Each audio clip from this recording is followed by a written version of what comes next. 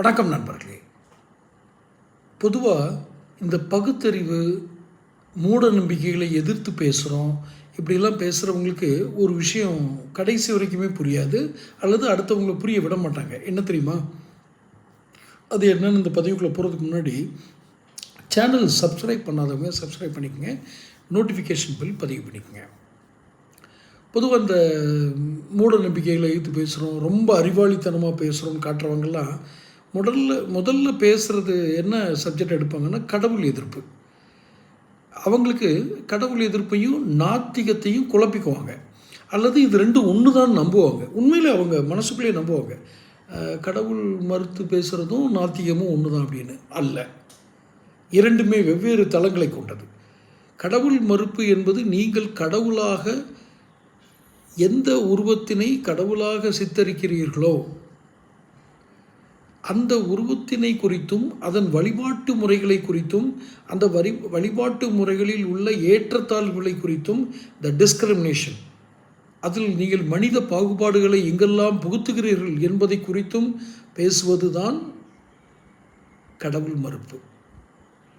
நாத்திகம் முற்றிலும் வேறான ஒரு சப்ஜெக்ட். அது எப்படின்னா, இந்த பிரபஞ்ச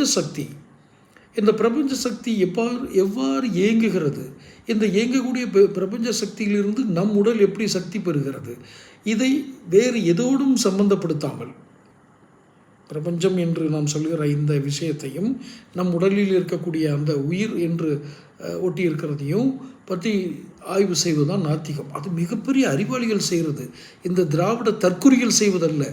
பாருங்கள், ஒரு பிரபஞ்சம்னு உலகளாவிய ஒரு தத்துவத்தை இவங்க எங்கே ஒன்றி நிறுத்திட்டாங்க பாருங்கள்.